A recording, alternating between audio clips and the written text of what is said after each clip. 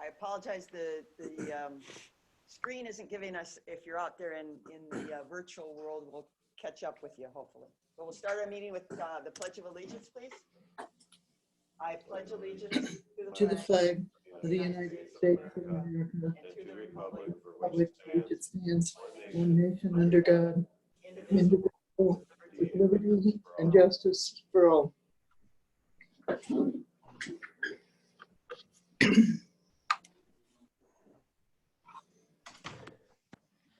Heidi's still working with our technology. All right, we will continue on. Item number 2, public comment. This is the time that anybody wishing to address the county board about any particular topic. 2 minutes, please state your name and your address for the record. And is there anyone wishing to address the Winona County Board? Good evening, Madam Chair and members of the board. Good evening. This is Kimberly Teeling-Kramers with the Minnesota Department of Agriculture's Plant Protection Division. All right.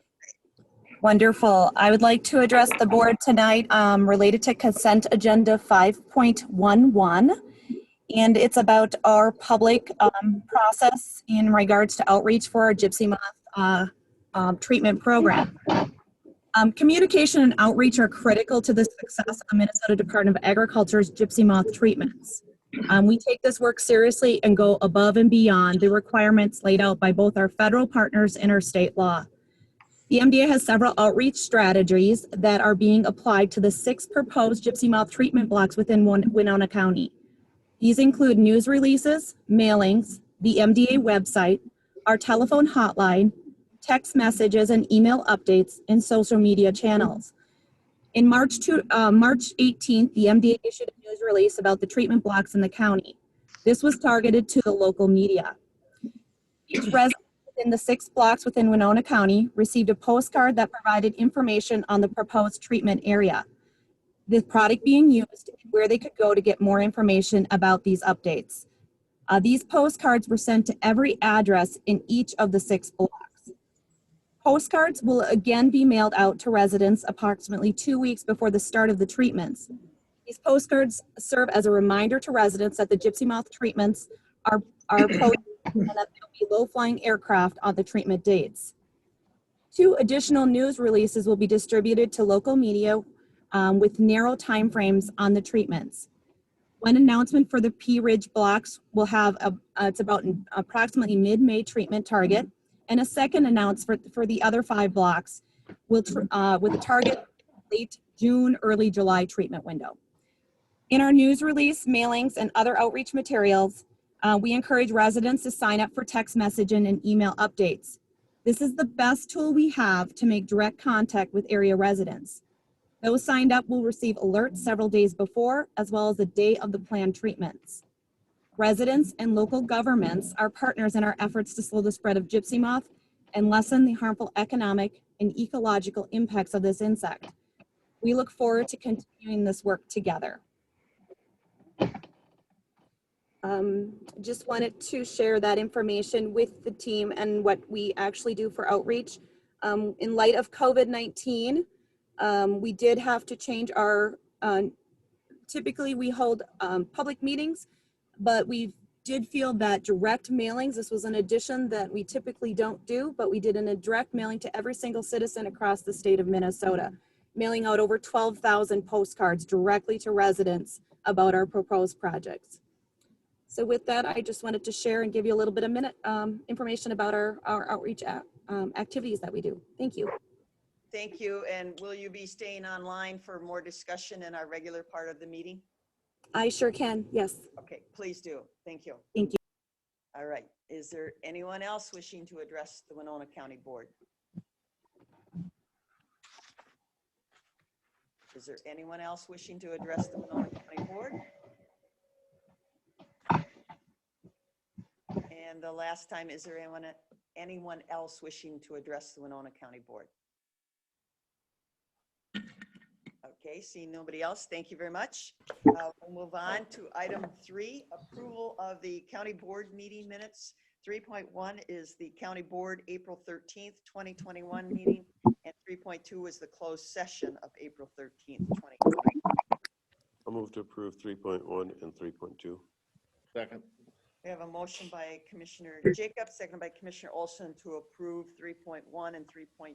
County Board, April 13th, and closed session, April 13th. Any discussion? All those in favor say aye. Aye.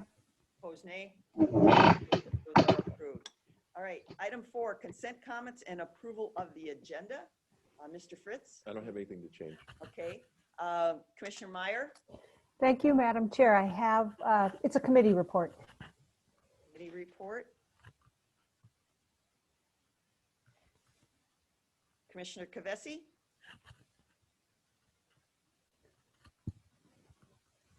Marie, you're muted. yeah, Commissioner Kavesi, did you have anything for consent comments or approval? of the Oh, agenda? sorry. No, I don't have anything tonight. Thank you. Okay, Commissioner Olson, Nothing for me, thank you. all right, Commissioner Jacob. Nothing for me.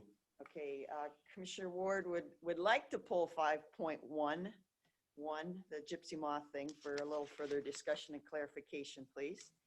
And then just a very brief update on AMC. Madam Chair, Oh, I'm sorry. I also have something I'd like to just address it. I'm sorry, sorry. I can't hear. Speak, you know, these masks, when I was a little girl, my mom preached to me, speak up and speak clearly. These masks have really blown that out of the water. Right. Yes, The COVID effect. yes. Madam Chair, I do have an announcement I'd like to Okay, all right, speak thank you. to. Dan, so thank you. All right. Okay, so with that amended agenda, would we have? Madam Chair, can I just ask a question? I was looking at the agenda. Which item are we pulling? I know it's the gypsy moth, but what's the number? 511, we'll make Ah, that, there we go. we'll make that 6.0. Thank you. Sorry about that. That's all right, that's okay. It's so close to the end of the bottom of the page, it's hard to read. All right, so with that, we have an amended agenda. I'll move to approve the agenda as amended.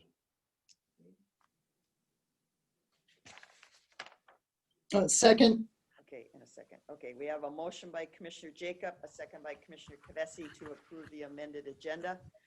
Any further discussion? This will do a roll call vote. Commissioner Meyer, Meyer votes aye. Commissioner Kavesi, Kavesi votes aye.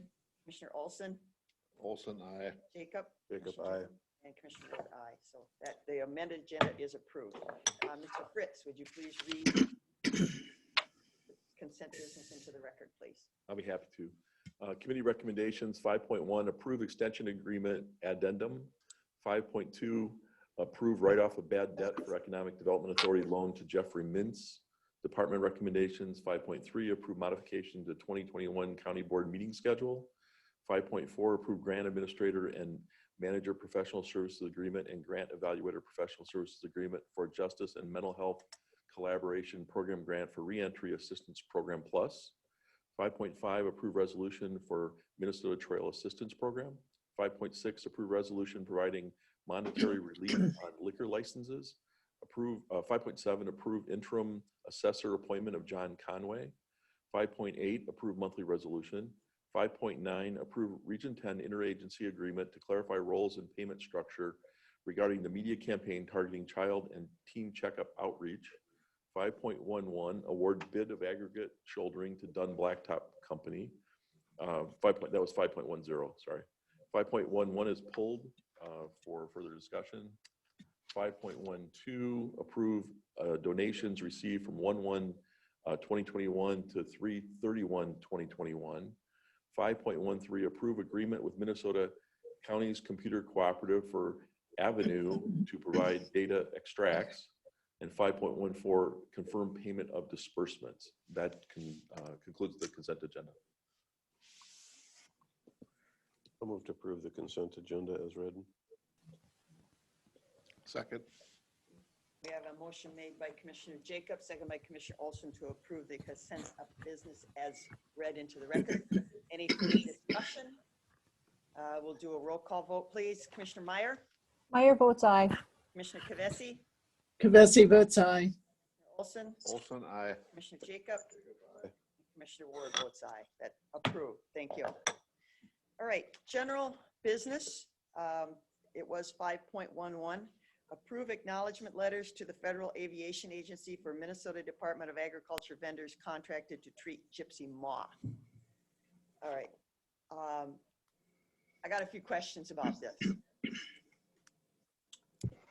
We've had several, and not to pick on Minnesota Department of Ag, but you're just the most recent case. Why is, in the process, is Winona County being even asked to sign this letter? We have no say in the program. It's a federal program and it's a state follow-up program and everything.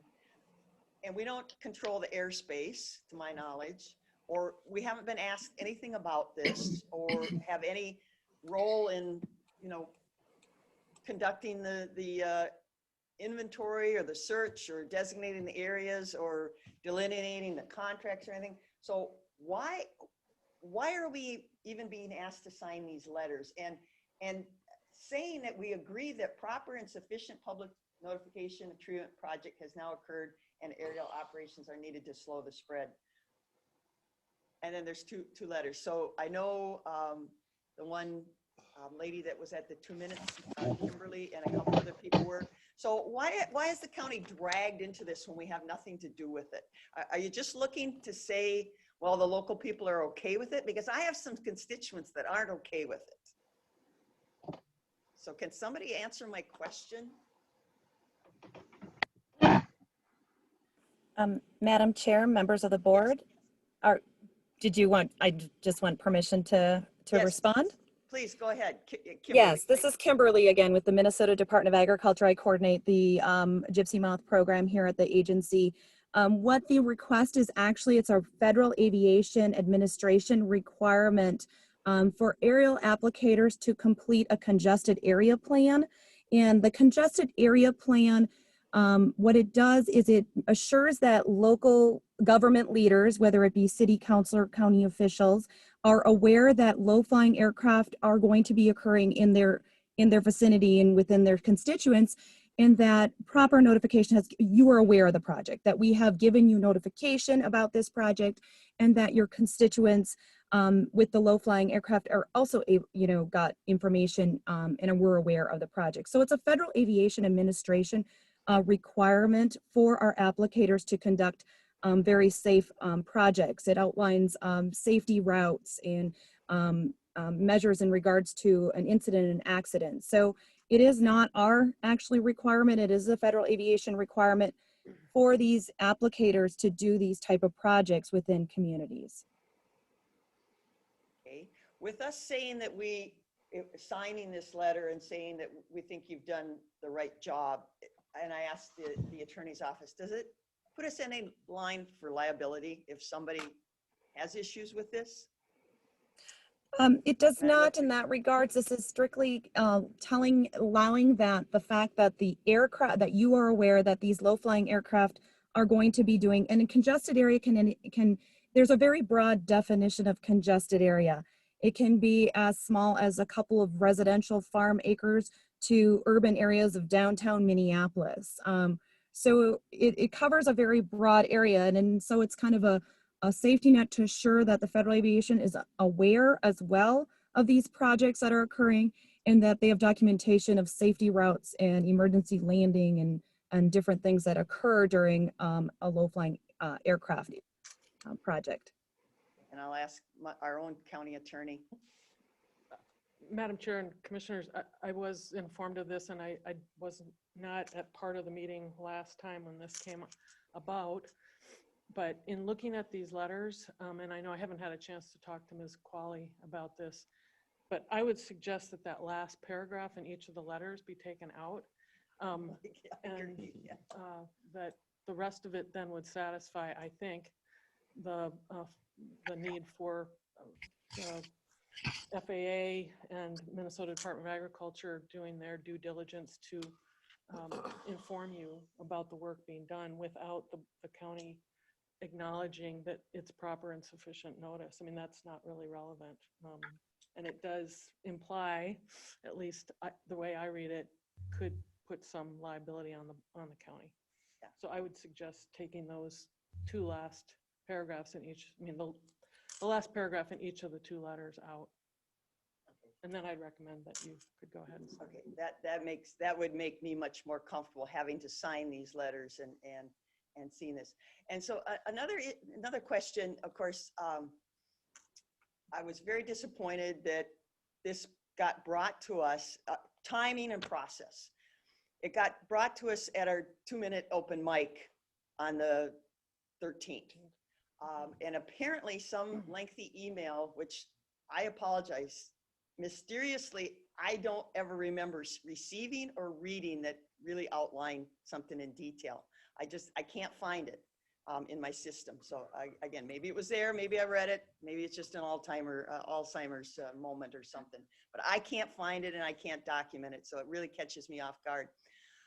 One of the things in a lot of these types of things, and this may be different, I'm familiar with like lakes. When they want to do a spraying for certain weeds or aquatic invasive species and everything, you always seem to have an opt-out that you can protect your own little piece of property with an opt-out.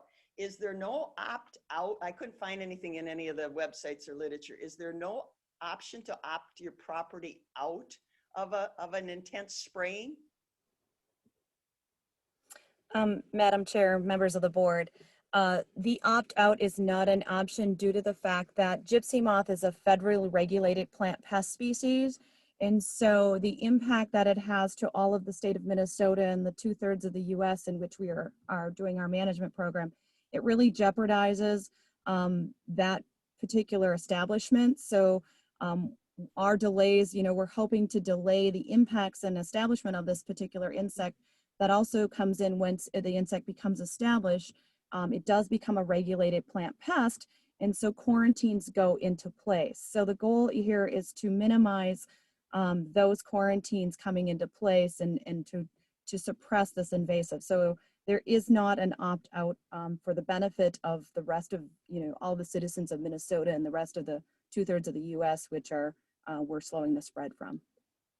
And so how successful have you been in slowing the spread? I read different numbers, different places. Madam Chair, members of the board, in regards to how successful we have been in the state of Minnesota, we had our first gypsy moth eradication back in 1980.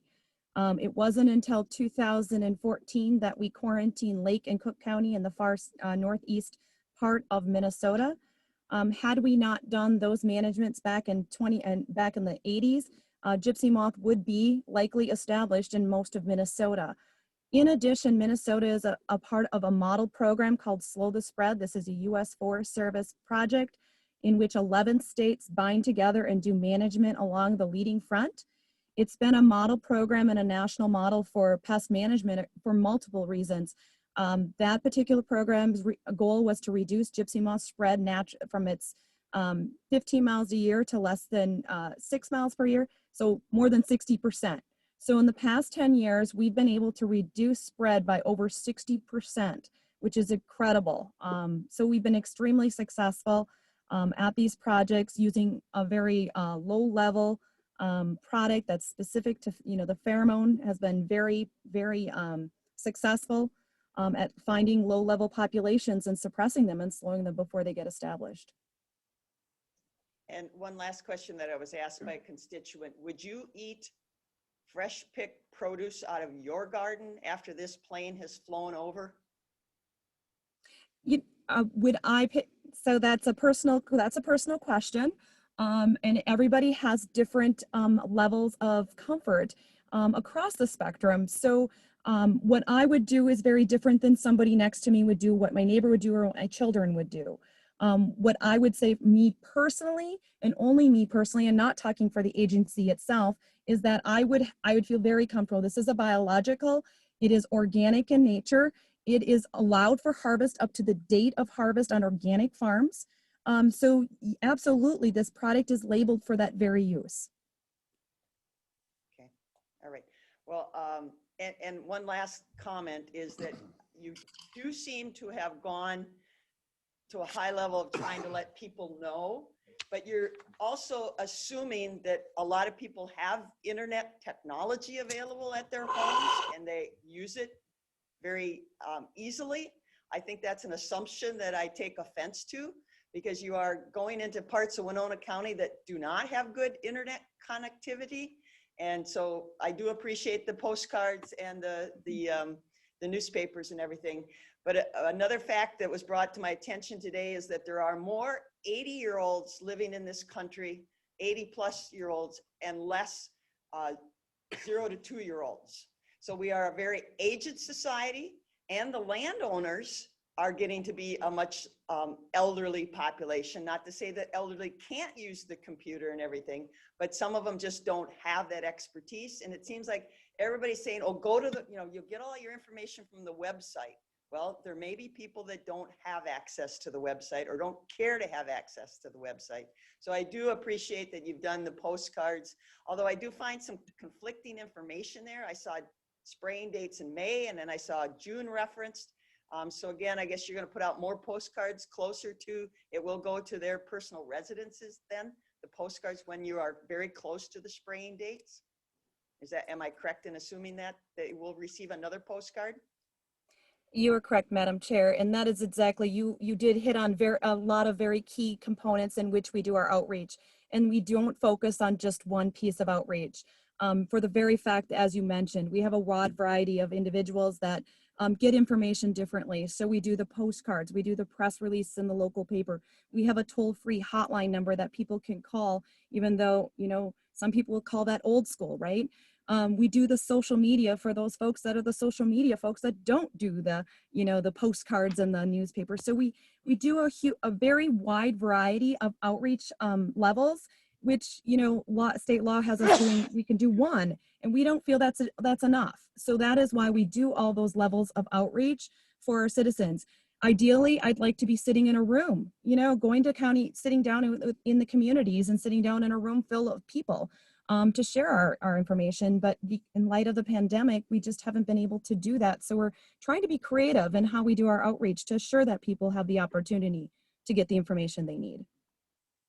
All right. Well, thank you for answering the questions. I still not really totally satisfied, but with the advice of the county attorney, if we take those last 2 paragraphs off, I think it, as she indicated, it would fulfill our obligation and yet take The last paragraph of each. right, the last paragraph on each of the 2 letters. So Madam Chair? were those prepared by our staff, those letters? I don't know who drafted those letters. Madam Chair, it's Kate Qualley and board members. The template came from the MDA, and we just tweaked them very minorly. I believe that the last paragraph reference from County Attorney Sonneman would not be important. It's just to make sure that the pilots who have already filed flight plans with the airport authority are able to fly with these low-level flights in accordance with the federal agency and the state agency. So from my standpoint, and this is what I would tell our MDA representative, Kimberly Creamers, that the last paragraph is not that important in the overall. So that is my recommendation, and that is where the letter emanated from. Thank you. I'll move to approve 5.11 with the amendments as discussed. Second. We have a motion by Commissioner Jacob, seconded by Commissioner Olson to approve the acknowledged letters with the deletion of the last paragraph in each letter. Commissioner discussion, Commissioner Meyer. No, Ms. Qualley answered my question. Never mind. Okay, all right. Thank you, though. Okay, any other discussion? All right, if not, we'll proceed to roll call vote. Commissioner Meyer, Meyer votes aye. Commissioner Kavesi, Kavesi votes aye. Commissioner Olson, Olson, aye. Commissioner Jacob, Jacob, aye. and Ward will vote aye. So thank you very much for letting me vent and get some answers to some questions. All right, moving on to general business 6.1. Receive presentation of the 2021 Sexual Assault Interagency Council Service Award. And we have some people in the audience. Good evening. Thank you. Good evening.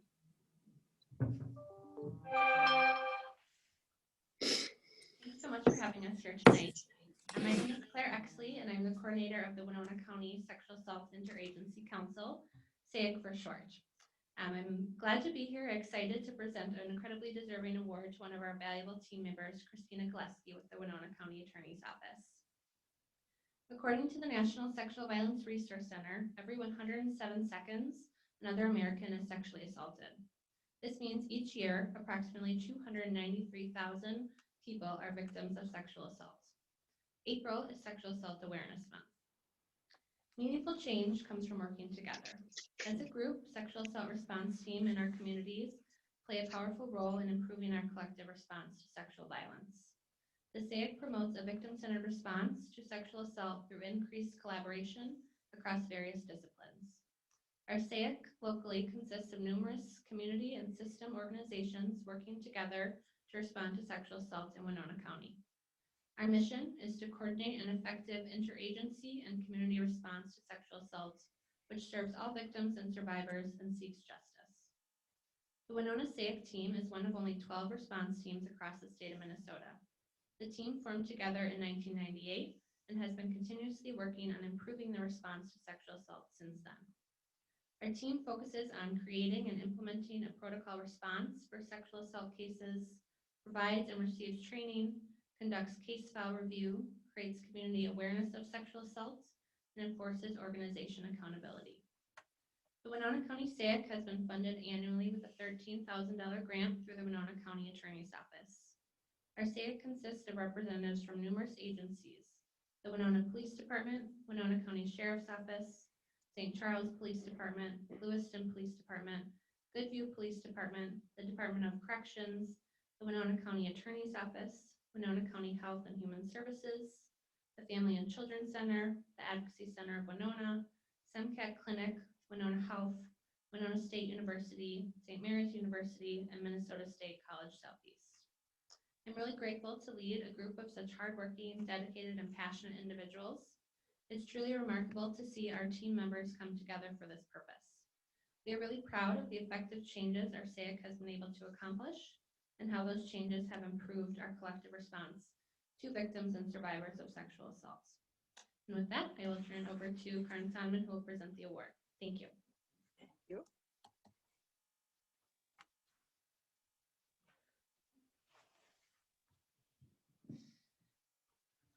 Madam Chair, members of the Winona County Board, Karin Sonneman, Winona County Attorney.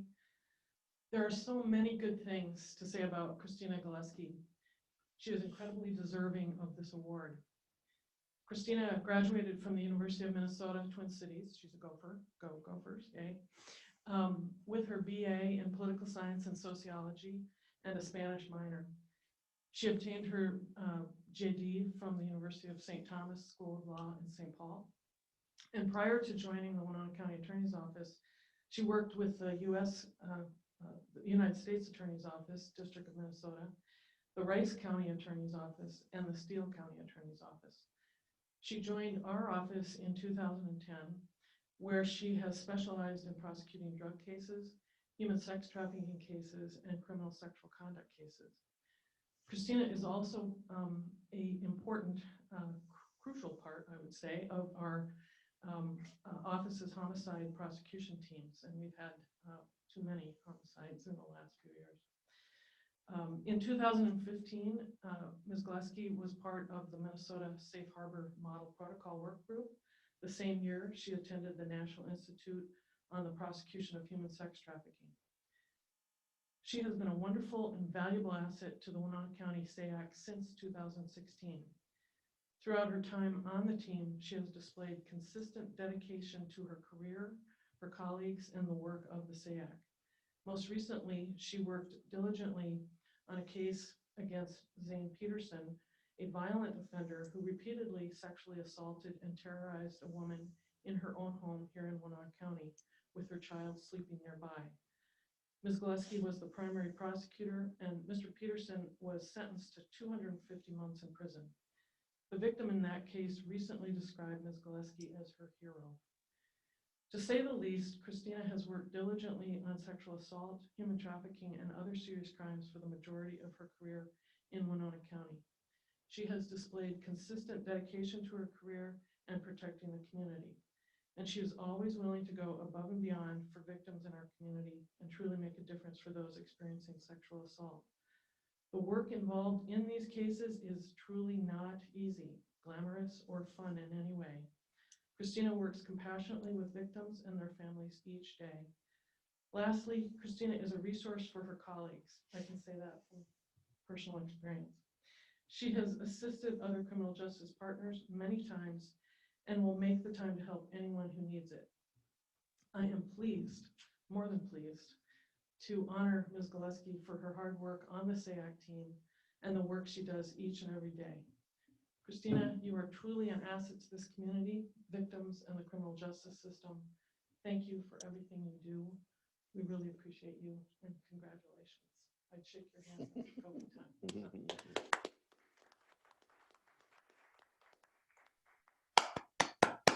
Thank you. It's an honor to receive this award.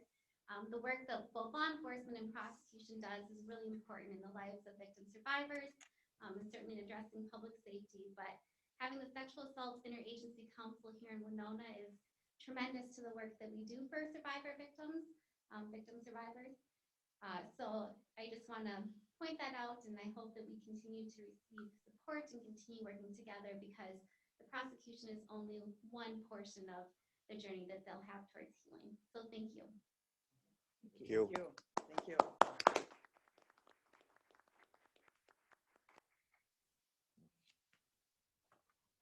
Deserving of the award, but unfortunately, it's an award that has to be given out, that we have that faction in our society. Thank you for the work that you're doing. Okay, moving on, 6.2, receive report regarding public data request. And Attorney Sonneman? Right. Madam Chair and members of the board, you had asked me to review and put together a explanation for you of a data practices complaint that had been filed and resulted in a finding against the county. And so I have put together a memo, which I provided to you, which details this data practice complaint, as well as provide you with all the pleadings that were involved in this complaint, because I think it's really important to understand the background of how this came about. And I know Sandra Sukla is here, our auditor treasurer, and she was involved in this. I was involved in this. Maureen Holte, the assistant administrator and personnel director, in her capacity as the responsible authority for the county for data practices. I am the compliance official, so I ultimately take the responsibility for things when they go wrong. And as I've explained in this data practices, or the memo on this, this was a request filed by an attorney on behalf of Michelle Alexander, who at the time was a mayoral candidate for the city of Winona. And it was during the primary, not the general election. And after the primary, he filed a data practices request on behalf of Ms. Alexander, asking for certain information. And as I note in our memo, or my memo, at that time, and even now, the county receives countless requests for data practices.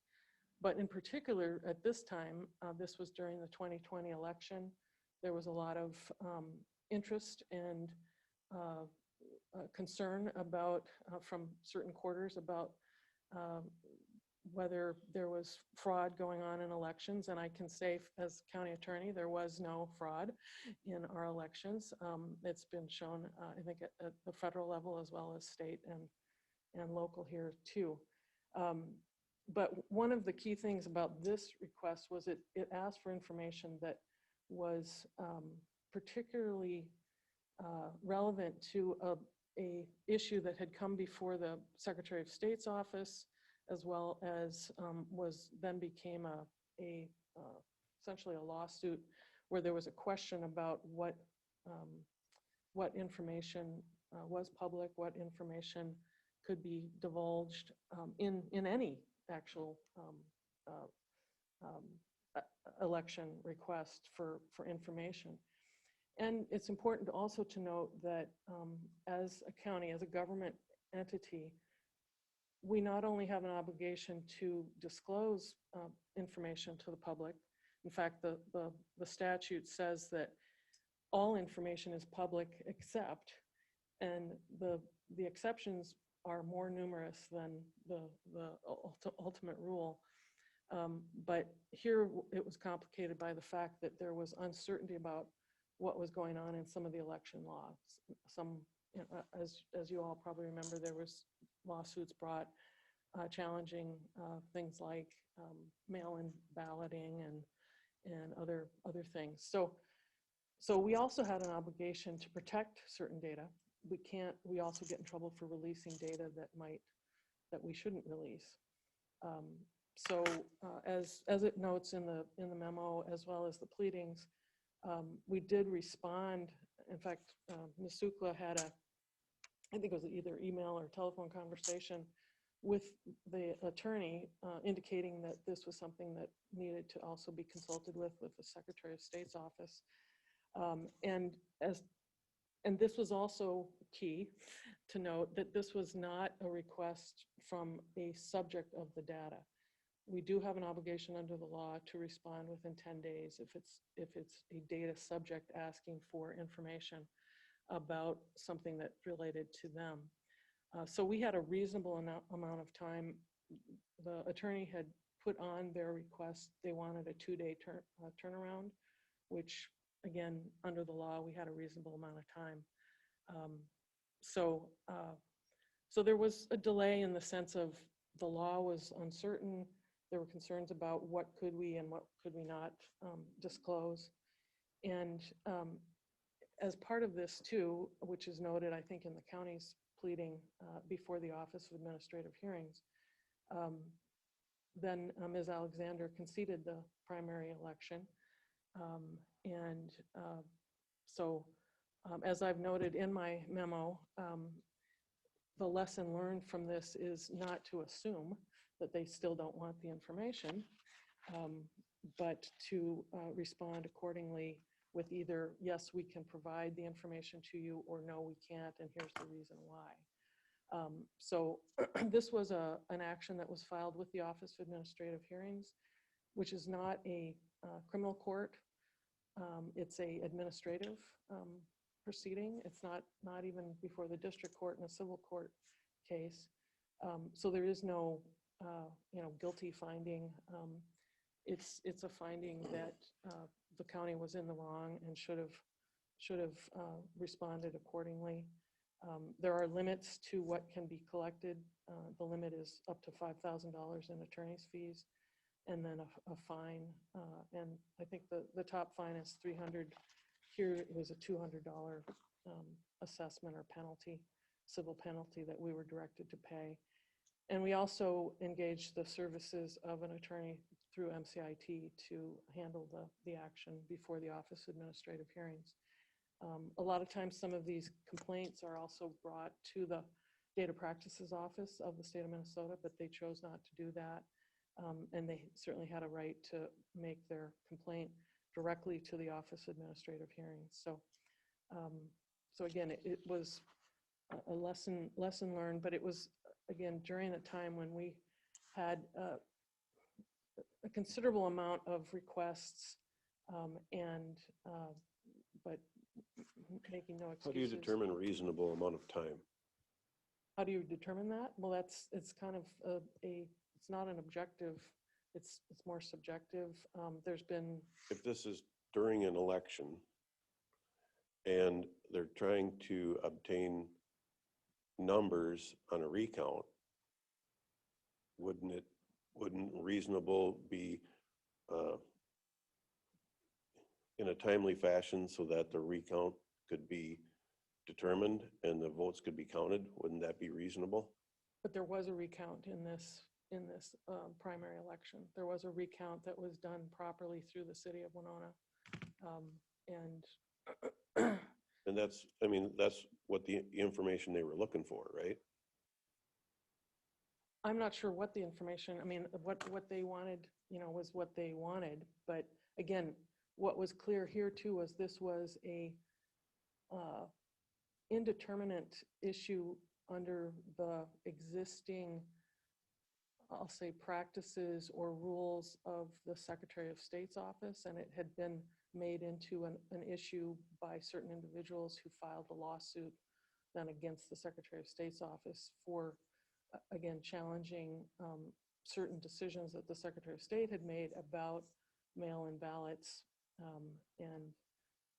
So it was, I guess. But weren't they frustrated that they couldn't get the exact numbers in a timely fashion to determine if they wanted to contest the election? Well, It was again, within 2 they votes, asked wasn't for a it? recount. They did make, they made. And this was all germane to that recount, right? Again, That's what. I'm not going to comment on that part of it. All I'm going to say is that there was a recount that was done properly. In fact, Ms. Sukla and I attended that recount as observers. And it was done by the city of Winona because it was not something then that the county auditor treasurer's office would handle because it was a city of Winona race. So it was, the recount was done, and the Ms. Alexander's campaign, to my knowledge, did not challenge the results of that recount. And in fact, Because they couldn't get the information. I wouldn't agree with that. I think, again, it was I think that was because, their frustration. well, again, they wanted it in 2 days. This was information that, again, we have an obligation. We were talking about, the county being subjected to liability in other areas. Same thing here. There's sometimes that you have to be very careful about what information you release. And this was one of those uncertain issues. It had nothing to do with politics. It had nothing to do with it. It had strictly looking at what can and can't be released, and the law or the rules at the time were uncertain. So Have those rules been clarified since? Or are we still under some uncertainty until the next election? I don't know, maybe, I hate to put Ms. Sukla on the spot, but she might know, after this all, the 2020 election, there was, I think, Well, I whether certainly, you can call it certainty or whether the legislature took up, some of these issues in the legislative session, about what can and can't be. And of course, there's issues now with challenges still on the election across the country. So I think I understand the frustration of the complainant. I've been a candidate, multiple times, multiple elections. And if you come within 2 votes and you're ahead by 2 votes and the authority that's doing the counting is at the county office, I can understand where they would want information with respect to that election. And, but apparently they didn't get it, and that's why well, the we're being authority, fined. sorry to interrupt you, Commissioner Jacob. The authority that was doing the counting was not the county, Winona County. The authority that was doing the counting on this election was the city of Winona. So, but the ballots, yes, the ballots are kept by Winona County as. Where are they mailed into, the ballots? The ballots would have been mailed into Winona County. Well, so that's why they were requesting Winona County. But again, it was Data a request. 2-day turnaround. We have a reasonable amount of time. There was a dutifully conducted and by the books. I mean, again, the city of Winona conducted that. There were observers from all the campaigns at that recount. And after that recount, this campaign determined that they weren't going to challenge that primary race. And in fact, I believe it was Ms. Alexander ultimately that made the motion to accept, the results of that. So again, it was an area of the law, or I would say rules at this time, but it was also the law. But there's such a, as I pointed out in the memo, we have a requirement that we do provide data I mean, all data is public, but there are so many exceptions to that that then it takes quite a while, actually. And the 10-day time is a really short time period when you have a data subject. And this had the added, well, it wasn't a data subject, but it was during a time when we were getting, I mean, I guess in my 10 years here, I have never seen so many data practices requests made during an election time about asking for election information. So it was one of those, I guess you could say, unique situations where a lot of things were being asked of the county at the time. And staff has only so much time to do things. But in this case, really the focus was on the fact that the law was not clear, the rules were not clear, and we also have that obligation to protect the security of certain data.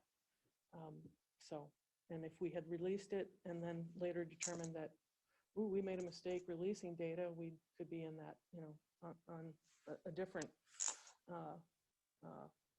venue, let's say, of releasing data that we shouldn't have.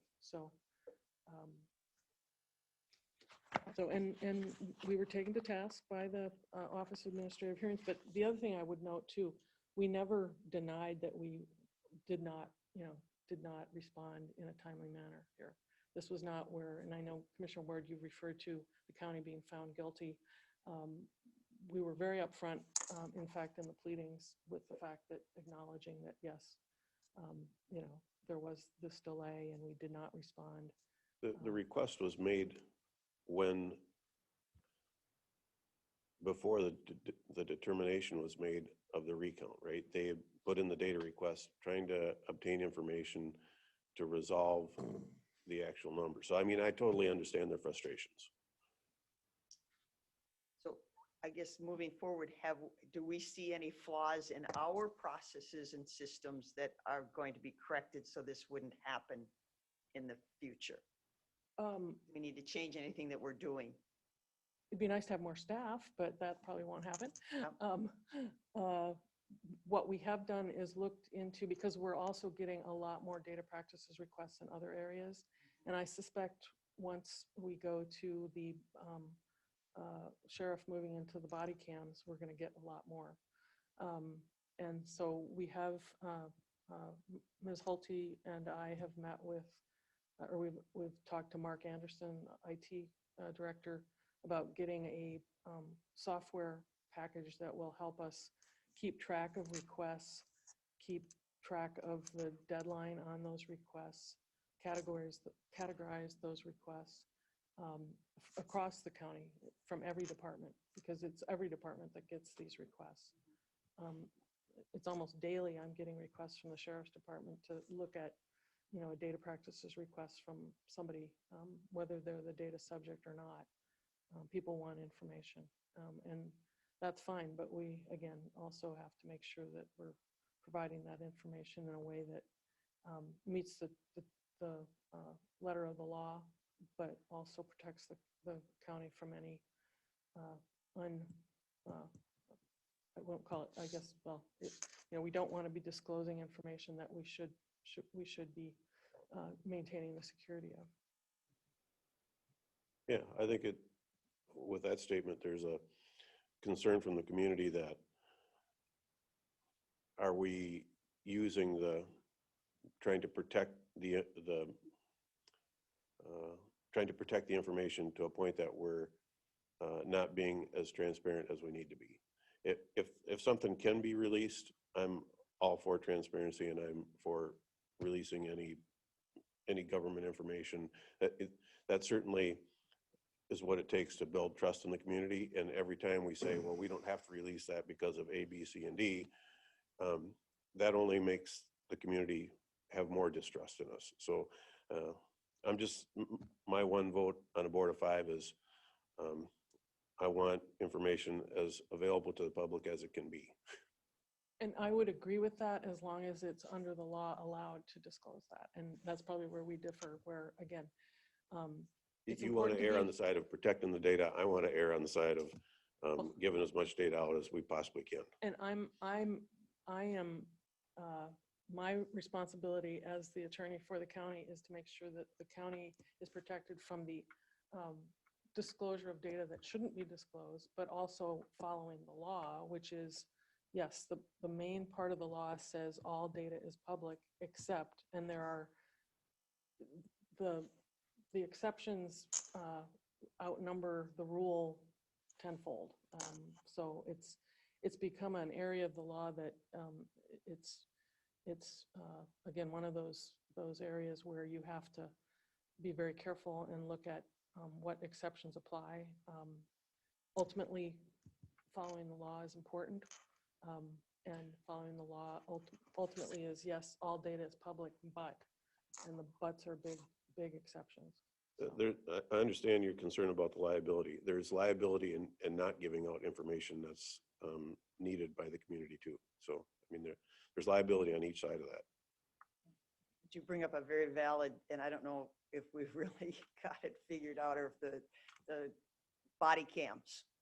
I mean, you listen to the national news every night, and that's one of the big things now. What's being released, what isn't being released, and I think we better make sure we've got a good, clear policy on that before we start using those. And we are working with the Sheriff's Department on that policy. And when I say we, the County Attorney's Office, myself, and Kevin O'Laughlin, one of the Assistant County Attorneys, so that is addressed. And there is a specific part of data practices that addresses body cam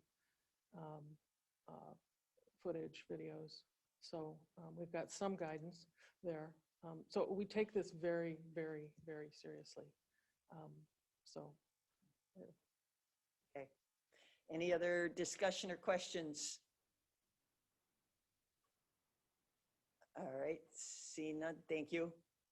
So members of the public, it's in our packet. If you really like reading legal, it's all there. It's all there and stuff. So appreciate that. Speaking of transparency. Yeah, it's all there. I do appreciate that. Okay. That was put together. Thank you. All right, moving on then, no action required on that. 6.3, approve or deny future agenda items to review solar ordinance. And I was asked by some of my constituents after the last solar garden approval if that maybe our ordinance shouldn't be reviewed. I think it was written 10, Kate Qualley, you're on. Was it 10 years ago that was written? And things have changed, and I think we had a conversation that maybe we should just put this on, and I'm not totally clear on the process, if we should just ask staff to review it initially before it goes to any planning commission, if that's the will of the board. And Ms. Qualley, could you maybe clarify? Yes, Madam Chair and county board members, the solar ordinance is actually has been revised fairly recently. I think it was only January of, let's see, possibly even 2019. I unfortunately didn't have that right in front of me, but a very archaic ordinance had been updated, and it took the better part of a year to do so. We held presentations to try to update the planning commission members on current practices, what developers were doing, where Excel capacity was virtually unknown to most everyone, but what we did know. And then that went forward. When you talked to me, I did suggest that, and again, the county board, whatever recommendation comes out, I'll be happy to work with. But I believe the recommendation to have a working session or even an hour on it, I could give some quick updates about, where there's been capacity issues when larger solar arrays, 1 megawatt and larger, were permitted, and what effect that has on smaller operations that might want to have a small array for powering a dairy barn, where capacity gets used up. We've also made some advances in some things after seeing some less than stellar projects, so shall we say, in terms of what the permanent cover looks like, what the screening looks like, because the Planning Commission and then this body has voted in increasingly stringent conditions to try to, decrease the industrial look of solar, panels, which of course, as a renewable energy source, has many benefits. However, what we're used to seeing is farms, scenery, and towns. And the solar arrays are none of those things. So some of the things that I would include if I were asked to prepare a working session would be whether the amount of surety in the bonds is adequate for current recycling rates for panels. Right now, there's a facility in La Crosse that takes panels. There's also several places up in the Twin Cities that takes panels. But some counties, based on our zoning administrator threads and meetings that we have with McPisa through the organization, have indicated that the prices that there, or rather the bonds or letters of credit or even cash, which they're preferring, is no longer adequate. And we raised it to 30,000, but other counties such as Stearns have a higher amount. And so I've had conversations with the Minnesota Pollution Control Agency about this. And I guess that's something else that could be talked about. So anyway, those are just a smattering. I hope I didn't go on too long, my apologies, but of some of the topics that have come up and could possibly benefit from further guidance from the board. Okay, thank you. You're welcome. Any other discussion? Is there an interest to have staff and the planning department and the planning commission review any of these considerations? Madam Chair? Yes, Commissioner Meyer. Yeah, I would be interested in a presentation and potentially a conversation about some of the topics that the Environmental Services Directors has mentioned. I think there's interest in that. I think probably the Planning Commission would be interested in that as well. Although I don't necessarily say that we need to have a joint session. You did also, when you were talking about this at the last meeting, talk about the IEP versus the CUP. And I just wanted to point out that also, like, honestly took over a year, and I was on the Planning Commission at the time, and that is separate from the solar ordinance. Correct. Yeah, and I wouldn't favor going through that again. So I mean, I'd be interested in hearing about solar, but not necessarily the interim use permit conversation. I'm not hearing that again. Yeah, Madam Chair. Yes, Commissioner Kavesi. I did a little looking back into this, and we actually discussed this in the Planning Commission. Made a recommendation to the county board in late October of 2019, and the two issues that they identified to change were dealing with the soil classification and also the amount of the distance for setback between the solar units and the residents, not the residents of the owner of it, but the neighbor's residence.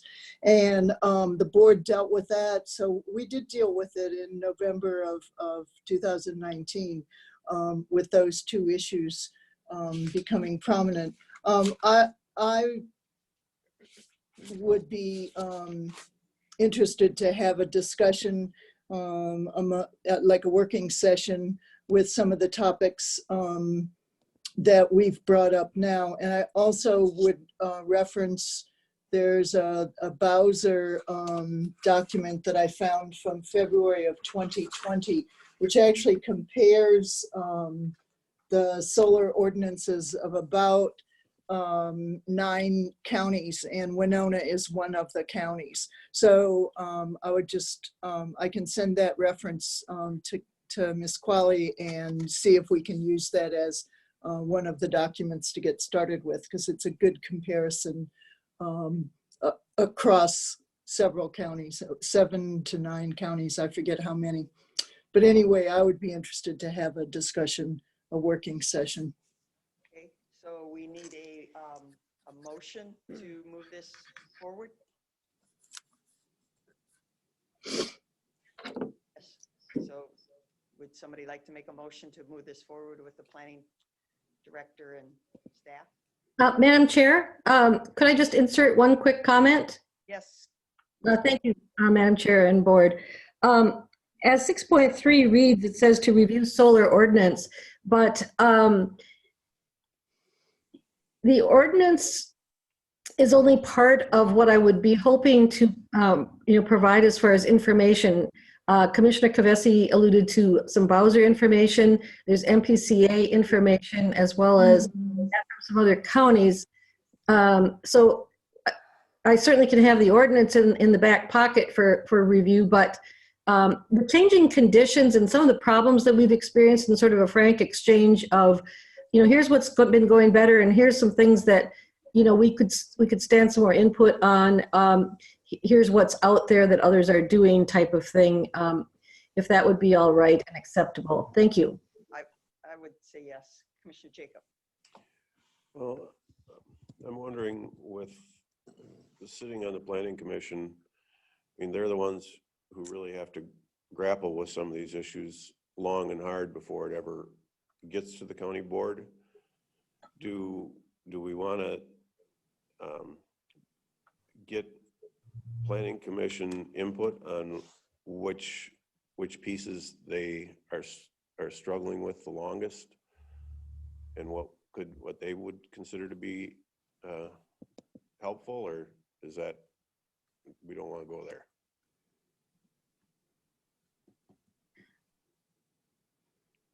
Well, it's an evolving industry, so I guess I would refer to staff what they feel would work the best. Madam Chair and Commissioner Jacob, I think the issues are going to be the same. We feel no differently from a staff standpoint when we bring something to the Planning Commission and then it goes on to the board and we're available then to answer questions should it be needed. But many of the things that have come up have emanated from the Planning Commission, and some have emanated from the MPCA and the public, as well as some of the difficulties we've had. I'd be comfortable running it for the Planning Commission or combined or separately. Whatever you folks wish for us to do, we'll put something together. Thank you.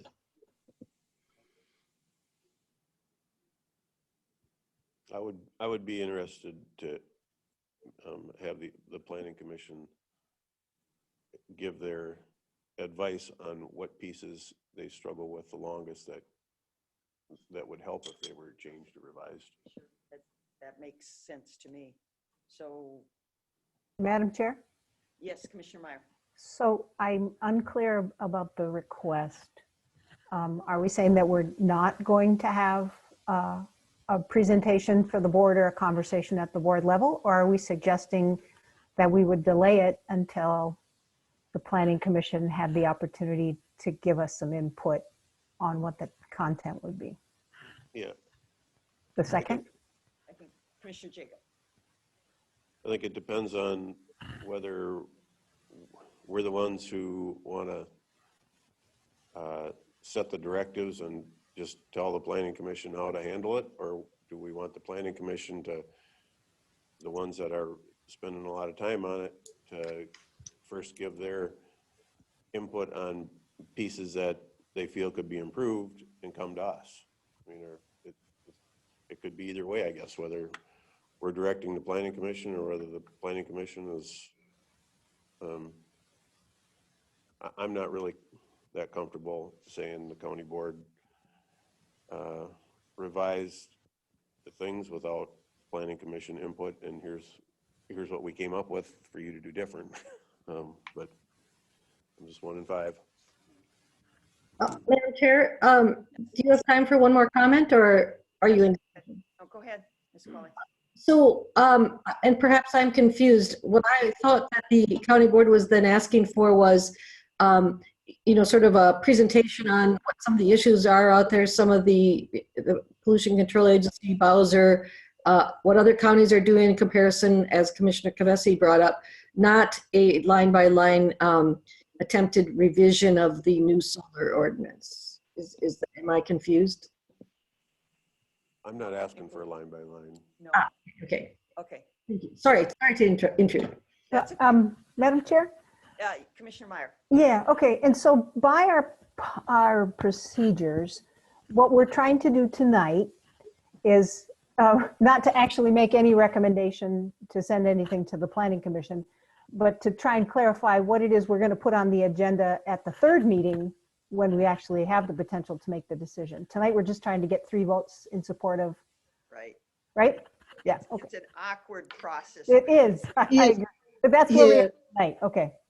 yeah, Madam Chair, Yes, Commissioner Kavanaugh. I don't see where, if we ask for a board presentation on the issues and information on what other counties are doing, then we can send that to the Planning Commission and also have the Planning Commission add their discussion to it to see if there is a need to make some recommendations to change the ordinance. So I don't see the first step of having a discussion at the board as taking over anything from the Planning Commission or cutting the Planning Commission out of the discussion.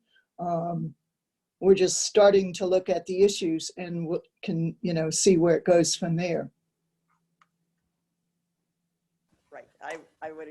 I would agree. We don't want to take the Planning Commission out of it, but I think we Right. need a little direction. So I think maybe Ms. Qualley could put together something, hot topics concerning solar. This discussion is actually a step ahead. Ahead, because of our cumbersome Right, process. exactly. This is just to say, okay, do we want to discuss it at the next meeting? Yeah. And during the next meeting, you Meeting, would they formulate Right, where you want to okay. go with it. So let's backtrack. We created the monster, now we have to deal with the monster. So move it to the next step. So moved. All right. Motion made by Second. Commissioner Olson. Commissioner Jacob, did you second? Second. Okay, motion, seconded by Commissioner Jacob. Roll call, Commissioner Meyer, Meyer votes aye. Commissioner Kvesi, Kavesi votes aye. Commissioner Olson, Olson, aye. Commissioner Jacob, Jacob, aye. and Commissioner Wood, aye. All right, so Ms. Qualley, are you totally confused as to what we asked you to do? Nothing yet. Anything yet. Yeah, nothing yet. Okay, I'm sorry, I'm Point. confused. We gotta figure out a better way, but anyway, it's what we deal with right now. All right, thank you. Happy to help. Thank you. All right. 6.4, financial and budget update. Mr. Moga, good evening. Good evening. I'm going to be providing you a March update at this time. So March revenues in the revenue fund started at 11.5.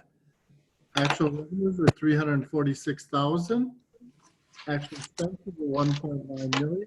Ending cash in the revenue fund was $9.9 million.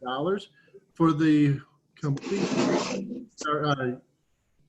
beginning balance was 14.3. Actual revenues was 1.3. Actual expenses was 5.7, and ending cash was 9.9. The variance this year is a negative 4.4 compared to last year's negative 3.8 in the revenue fund. For all the funds, it was a negative 6.3 compared to a negative 6.1. Any questions in this document? Well, I guess there's one I just always want to point out any fund that is running a negative balance, and at this point, community service is running a negative $2 million at this point. Any questions on this document? If not, we'll go to the summary cash flow. Summary cash flow starts out at 18.5 million. Actual revenues are 5.2 million. Actual expenses are 11.4. Ending cash is 12.3. Variance is the negative 6.2 compared to a negative 6.1. Any questions on this document? If not, we'll go to the summary budget. Summary budget, we're discussing March tonight, and we're 25% of the way through the year. Looking at some of the different departments that are being displayed here, general fund is actually running high at this point. So is highway. And highway, that's the expenses are, there's ups and flows in the expenses. And then also human services is at just a little bit over the 25%. So not, not too bad on the expenses. Also, I want to point out that 15,000 in revenue has been earned regarding interest, and we have a 250,000 budget. Any questions on this document? I guess there was one other thing that I could also say is that you'll notice that the revenues are very low at this point because our taxes are collected twice a year, and those taxes will not be settled until June. Okay, If nothing else, thank you. Have a good night. all right, thank you. Thank you, Pat. Committee reports and communications. Commissioner Meyer. Thank you. So Commissioner Olson and I are both part of the Joint Airport Zoning Board. And I think the key thing I want you to know is that there's going to be a public hearing for revisions of the zoning ordinance that relates to the airport. And that's going to be on June 16th at 5 o'clock. This joint airport zoning board has representatives from the city of Winona, the city of Goodview, the city of Minnesota City, Winona County, and Rolling Stone Township. And so Mr. Mark Clark is the representative from the township. The zoning ordinance hadn't been updated since 1974, and things have changed. And physically, some things had changed at the airport as well. And so I think probably the most interesting or concerning, it has been resolved. Part of their deliberations was that there are portions of Rolling Stone Township that would be subject to new regulations that are coming from the federal level. Although MnDOT is the agency that makes some of the decisions. It's like the local, I guess, the local authority. And so for folks who would potentially have lost certain rights with respect to development of their property, we had language put in to grandfather those property owners. But if you have particular questions about that, I would recommend if you see Mark Clark to talk to him about it, but you could certainly come to the public hearing and hear about it as well. So we finally do have a draft of what the new ordinance will look like, and that will be presented at that public hearing. And then a decision will be made after that to actually adopt the ordinance. If folks who live in Rolling Stone Township need to make requests for variances to those requirements, they would be coming to our Board of Adjustment. So the county ends up really getting involved for the areas of land that are outside of any of the municipalities. Okay, all right. So June 16th, you said at 5 o'clock? Yep, so Wednesday. And it will be virtual. And the city of Winona will be hosting it, so. Okay, all right. Thank you. Attorney Sonneman, you had something, and then I'll. Gee, jumps to me. Oh, I thought Yeah. other people. No. I just wanted to announce, I was asked to participate in a Congressional Hill briefing on how 3 communities are supporting mental health and decreasing justice system involvement through the Justice Mental Health Collaboration Program. And as as the board approved today, there was additional work that's being done through the Justice Mental Health Collaboration Grant Program.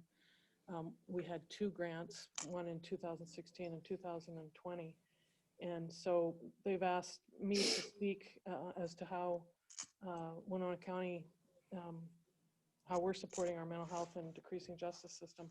The other 2 communities are a county in Virginia and Douglas County, Kansas. I'd like to think it is because we've got a great team of people in Winona County that have been putting, doing the work for this. for the last really ever since we started CJCC, but the grant program itself, the Justice Mental Health Collaboration Program grants that the county has benefited from and has been able to put in a jail intake worker that screens people up front, as well as crisis intervention training for law enforcement and folks. And now we have our second grant, which provides more enhanced services and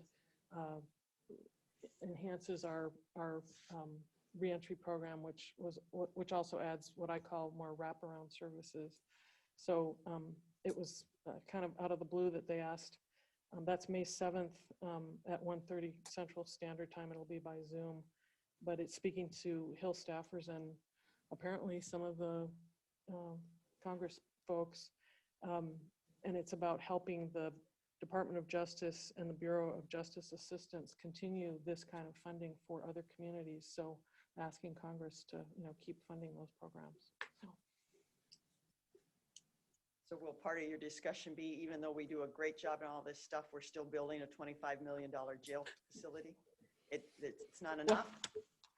They did ask me to put together some potential questions and answers. It's like,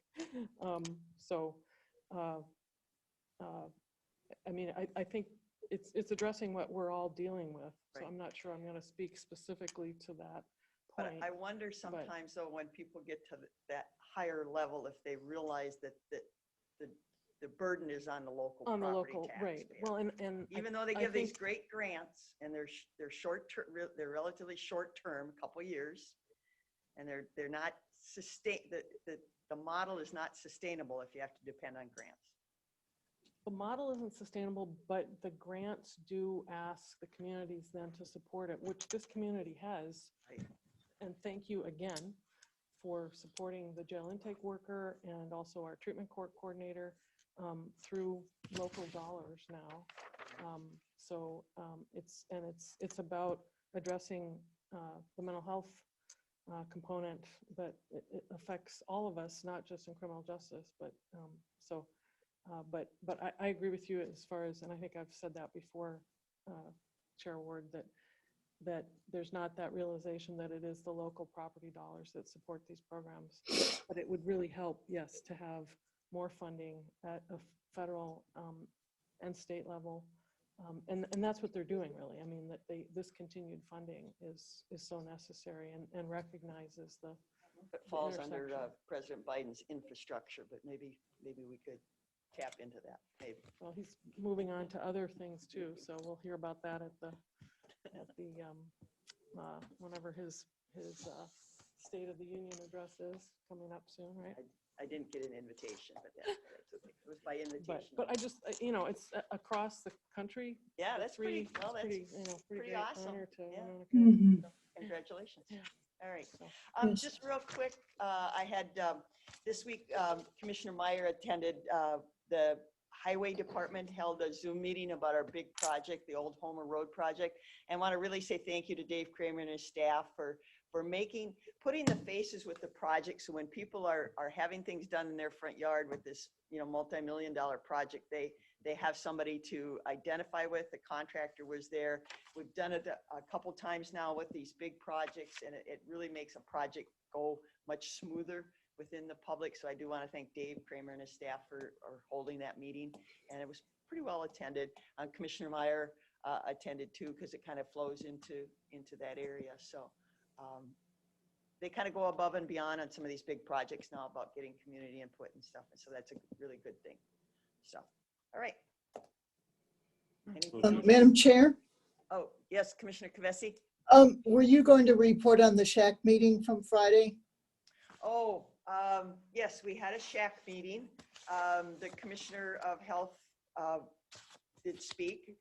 Minnesota, as a rule, is doing, especially with the COVID vaccinations and everything, it's a leader in the country as far as numbers and everything. Yet a lot of work still to be done. Commissioner Kavesi, I apologize. I lost connectivity when they went to the breakout sessions. My phone connection failed me. Oh, dear. I can update some of that. everybody was very supportive and noted that our local county public health, with the collaboration with emergency departments and the volunteers, that, you know, there's just been a lion's share of work. They've worked diligently to identify, to treat, to trace, and to track. I don't know what order all that goes in, but you know, the actual COVID virus. And what we also discussed was a little bit that what this pandemic has exposed is the difficulties that families and schools and businesses have had, because the counties and the state and the national had to make adaptations in hours of work and who, you know, which things could be open and all of that. So what it actually came down to exposing is the difficulty that we have with housing, food insecurity, unemployment support, support for lost revenue. All of those need to be shored up to build capacity for public health, because those are part of public health. And that's some of the things that came out as we went through this, and we're still in the midst of it. And the shack itself, the executive board drafted a resolution recommending to the state and to local governments to use the federal, what's it called, the American Rescue Plan money to build our state and local public health infrastructure. So we're trying to identify, you know, to pull some of that money in to take care of some of those areas where we had real issues for families and for schools and for businesses. So that was the gist of the meeting. It was well attended. So. Yes. Okay. All right. Thank you for that. Appreciate you filling in the rest of it. We had a motion, Commissioner Jacob, to adjourn. Yes. Second. Second by Commissioner Olson. Any discussion? All those in favor say aye. Aye. Opposed, nay. We're adjourned. Bye-bye. Have a good night. Thank you. Good night. I think it's done raining. Yeah, Yeah, it I was- don't even know if it rained. Did I it was rain? kind of delaying. I was kind of drawing it out so I wouldn't have to walk out in the rain. Yeah, it was pouring down rain here. Yeah, it Oh. was pouring. Okay, I missed it. Spraying the gypsum. So the airport, are they going to offer service to Phoenix and Florida?